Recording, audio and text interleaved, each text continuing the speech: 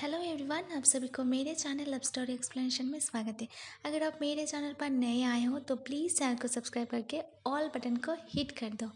जो लोगों ने अभी तक सब्सक्राइब कर दिया है, ऑल बटन को हिट नहीं किया है, please please please all button को हिट कर दे ताकि आपको नोटिफिकेशन सबसे पहले मिले।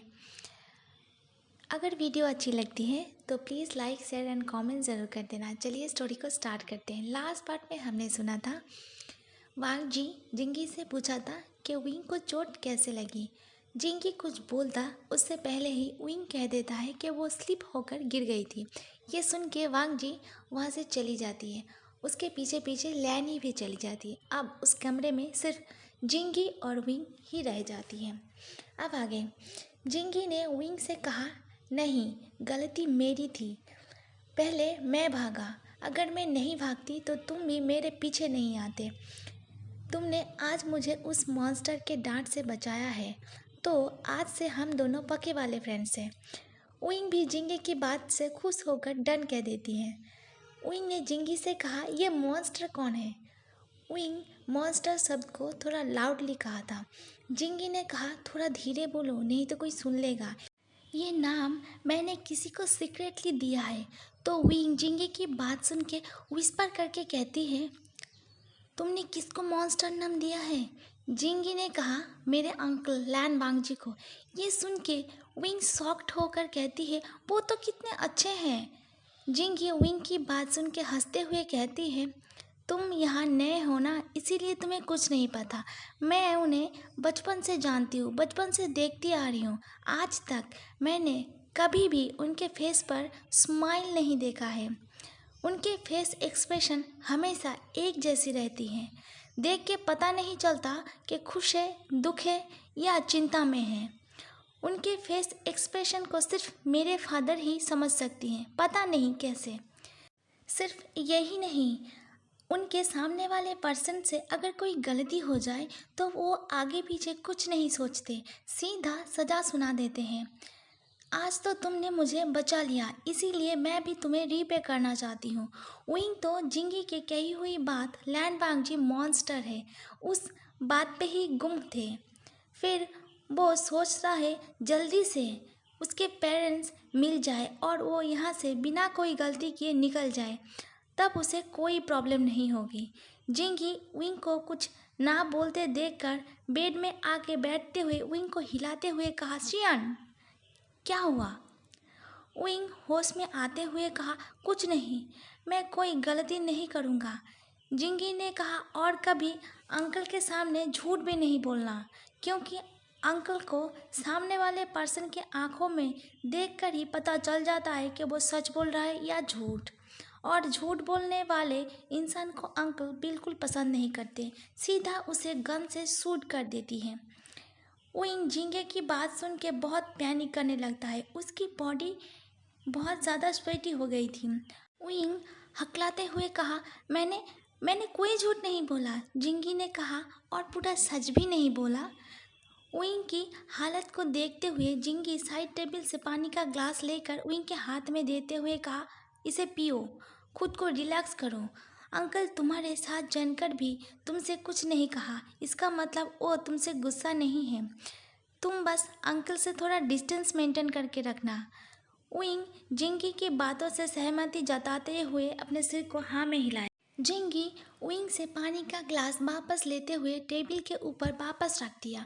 तभी जिंगी के डोर पे नॉक हुआ। जिंगी ने कहा, अंदर आ जाओ। एक मेड अंदर आई। वो मेड विंग की तरफ देख के कहा, मास्टर ने मुझे आपके कपड़ों के मेजरमेंट लेने के लिए भेजा है और आपको क्या क्या एक्सेसरीज चाहिए वो भी बता दीजिए। ये सुन के विंग मेड से कहती है, मेरी ज़रूरत का सामान खरीदने के लिए मेरे पास पैसा नहीं है। जिंगी तुरंत विंग से कहती है, तुम्हें सिर्फ अपने ज़रूरत के सामान और साइज पूछा है, पैसा नहीं, वो अंकल देख लेगा। जिंगी की बात सुनकर विंग मेड्स को अपने मेज़रमेंट और ज़रूरत के सामानों के लिस्ट दे देता है और मेड वहाँ से चली जाती है। फिर जिंगी विंग की तरफ देखते हुए कहा, अब बोलो, मैं तुम्हें कैसे हेल्प कर सकती हूँ? विंग ने थोड़ा सोच के कहा, तुम अपना फ़ोन ले आओ। मेरे बताए हुए 3 नंबरों पे कॉल करो। जिंगी ने वही किया, पर उन तीनों नंबर से सिर्फ नॉट रीचेबल सुनाई दे रही थी। ये सुन के विंग की मन उदास हो गई। जिंगी ने कहा, चिंता मत करो, कभी ना कभी लग जाएगा। जिंगी के कमरे से निकल के वांग जी सीधा अपने कमरे में गया। अपने बेड में बैठते हुए उसने अपने दोनों हाथों को देखा। वो अभी भी अपने हाथों में विंग के सॉफ्ट मिल्की स्मूथ लेग को फील कर पा रही थी। वो सोचकर ही वांग जी की बॉडी में हॉट फील हो रही थी, जैसे उसकी बॉडी में कोई करंट दौड़ गया हो। आज से पहले उसके बॉडी में ऐसा कभी भी कुछ भी नहीं हुआ था। वो तुरंत अपने आप को काम करने के लिए वॉशरूम के अंदर चली गई और टब को ठंडे वाटर से फुल किया और टब के अंदर बैठ गई। 1 घंटे बाद वांग जी बाहर आई और कपड़े पहनकर रूम से बाहर चली गई। जी वांग जी को रूम से बाहर आते देखकर उसके पास आकर कहा, मास्टर, थोड़ी देर बाद ही लंच रेडी हो जाएगा। वांग जी ने जी से पूछा, अम्मा, मॉम कहाँ है? जी ने कहा, मैडम तो आपकी आंट सुमई मैडम से मिलने गई हैं। ओके, मैं भी अभी हॉस्पिटल जाऊंगा, वापस आके लंच करूंगा। ये कहकर वांग जी भी चली जाती हैं। आप लैन हॉस्पिटल के वीवीआई केबिन के अंदर लैनी काउच में बैठी हुई थी और सुमय बेड में लेटी हुई थी। दोनों सिस्टर बात कर रहे थे, अपने एक दूसरे से हालचाल पूछ रहे थे। सुमय ने कहा, कल अगर वो ओमेगा मुझे आकर नहीं बचाता तो आज मैं जिंदा नहीं होता। तभी लैनी ने कहा, तो हम सबको उसे थैंक्स बोलना चाहिए। तभी सु यांग यानी सुमय का बेटा, जो कि एक अल्फा है, लैन वांग जी और वांग जी की असिस्टेंट जोसेफ पीटर, मैं इसको जेपी कहूँगी, अंदर आई। सुमय और लैनी को ग्रीट किया। सुमय ने सु यांग से कहा, क्या कुछ पता चला उसके बारे में? सु यांग ने कहा, नहीं, ना ही फ़ोन नंबर और ना ही कोई एड्रेस। सबसे बड़ी बात, ड्राइवर तो ठीक तरीके से उसके नाम ही नहीं बता पा रहे, सिर्फ बे कह रहा है। सु यांग और वांग जी जाकर काउच में बैठ गई। सुमय ने कहा, मैं तो सिर्फ ये चाहती हूँ कि सु यांग शादी के लिए हाँ कर दे और मैं अपने चिंता से मुक्त हो जाऊँ। अपने मदर की बात सुनकर सु यांग बहुत भावुक हो गई। सुमय एक बिजनेस वूमेन है। उसके हस्बैंड की जब डेथ हुई तब सु यांग बहुत छोटा था। हस्बैंड की डेथ के बाद उसने ही शू एंटरप्राइज को संभाला था। बड़े होने के बाद शू यांग भी शू एंटरप्राइज को संभालने लगा था। शू में अब रिटायरमेंट ले चुका था। वो कभी कभी ज़रूरत होती थी तभी शू एंटरप्राइज जाती थी। लैनी भी वांग जी की ओर देखते हुए दांत पीसते हुए कहती है, मैं तो ओमेगा के फ़ोटो दिखा दिखा कर थक गई हूँ। वांग जी लैनी की बात सुनकर अनसुना कर देती है। शू यांग अपनी मदर की बात सुनकर थोड़ा भावुक हो जाती है। शू मई एक बिजनेस वूमेन है। शू यांग जब बहुत छोटा था तभी शू मई के हस्बैंड की डेथ हो गई थी। तब से ही उसने अकेले शू एंटरप्राइज को संभाला है। शू यांग बड़े होने के बाद अपने मदर के साथ शू एंटरप्राइज में काम करने लगी। वो अब खुद ही बिजनेस को टेक ओवर कर लिया है, इसीलिए शू मई ने बिजनेस से रिटायरमेंट ले लिए। कभी कभी ज़रूरत पड़ने पर ही वो शू एंटरप्राइज कंपनी में जाती है। 2 साल पहले शू यांग किसी ओमेगा लड़की से बहुत प्यार करती थी। उस ओमेगा लड़की की और भी बहुत सारे अल्फाओं के साथ रिलेशन था। शू यांग को जब पता चला था तो शू यांग ने उस लड़की से पूछा था, तो उस लड़की ने बताया कि वो सिर्फ उसके साथ टाइम पास कर रही थी। ये सुन के शू यांग की दिल टूट गई थी। तब से ही शू यांग प्यार से या किसी ओमेगा के पास जाने से डरती थी, ताकि उसे फिर से किसी से प्यार ना हो जाए, वो फिर से किसी से धोखा ना खा जाए। थोड़ी देर बाद डॉक्टर उस कमरे में आती है सुमई को चेक करने के लिए। सुमई की हेल्थ अब पहले से ठीक थी, इसीलिए डॉक्टर उसे कहती है, मैं आपके डिस्चार्ज पेपर रेडी करवा देती हूँ। थोड़ी देर बाद सब लोग अपने अपने घर चले जाते हैं। आप आफ्टरनून में विंग एक सर्वेंट के बेबी के साथ खेल रही थी। वो सर्वेंट के बेबी आप आफ्टरनून में उइंग एक सर्वेंट के बेबी के साथ खेल रही थी एक कमरे में। वो सर्वेंट उइंग को बार बार बोल रही थी वो ज़्यादा शोर ना करे उसके बेबी के साथ खेलते हुए, और ना ही लिविंग हॉल में उस बच्चे को लेकर जाए। पर उइंग अगर शोर ना करे, रूल्स ना ब्रेक करे, तो वो उइंग कैसा? 2 साल के बच्चे भी बहुत खुश होकर उइंग के साथ खेल रही थी, उसे उई कहकर बुला रही थी। उइंग को खेलते हुए देखकर लैनी और जेंगी भी उस कमरे में आई। उइंग उस बच्चे को अपने गोद में लेकर उसे कहा, तुमने भी मुझे उई कहा? उइंग की बात सुन के वो बच्चा हाँ में अपना सिर हिलाया। ये सुन के जिंगी ने कहा, क्या कोई और भी है जो तुम्हें उई कहकर बुलाती है?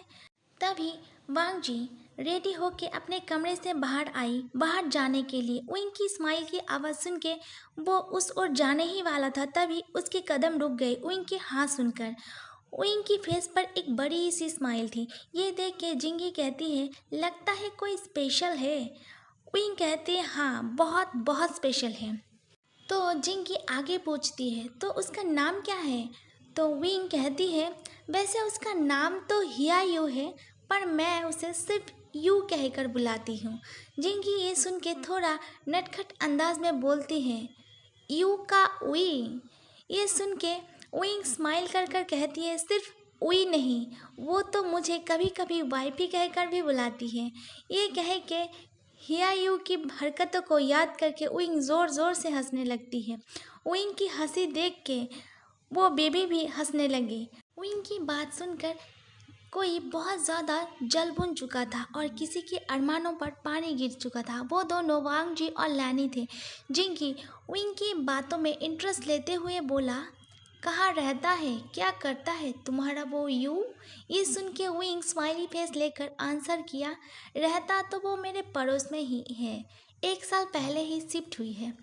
काम तो कुछ खास नहीं करता, सारा दिन तो मेरे साथ मेरे घर पर ही रहता है। सारा दिन हम दोनों गार्डन में घूमते हैं, नहीं तो टेरेस में झूला झूलते हैं। वो मेरे साथ खाना भी खाता है, हम दोनों एक साथ कार्टून भी देखते हैं, मेरे साथ आर्ट क्लास भी करता है। कभी कभी जब हम दोनों थक जाते हैं तो एक साथ ही सो जाते हैं। ये सब सुन के वांग जी गुस्से में रेड हो चुका था। वो दंदनाते हुए वहाँ से चला जाता है, क्योंकि वांग जी को विंग से पहली नज़र में ही प्यार हो चुका था। वो सारा दिन तुम्हारे साथ ही रहता है, तुम्हारे साथ सोता भी है, और तुम्हारे पेरेंट्स कुछ भी नहीं कहता? शॉक फेस लेकर जिंगी ने पूछा। विंग ने स्माइल फेस लेकर कहा, हाँ। जिंगी अपने सिर को खुजलाते हुए बुदबुदाया, बहुत ओपन माइंडेड है। ये सारी बातें जानकर लैनी तो सदमे में चली गई थी। लैनी ने अपने मन में सोचा, एक तो मैं ओमेगा ढूंढ ढूंढ के थक चुकी हूँ, वांग जी को किसी भी ओमेगा में कोई इंटरेस्ट नहीं ले रहा है। एक मिली भी उसके बेटे को पसंद भी आई, अब क्या फायदा, वो भी भूखे। लैनी एक लंबी सांस छोड़ते हुए बोली, ओ गॉड, अब मैं क्या करूँ? Okay, thank you so much. आप लोगों को कैसे लगा प्लीज़ बताना।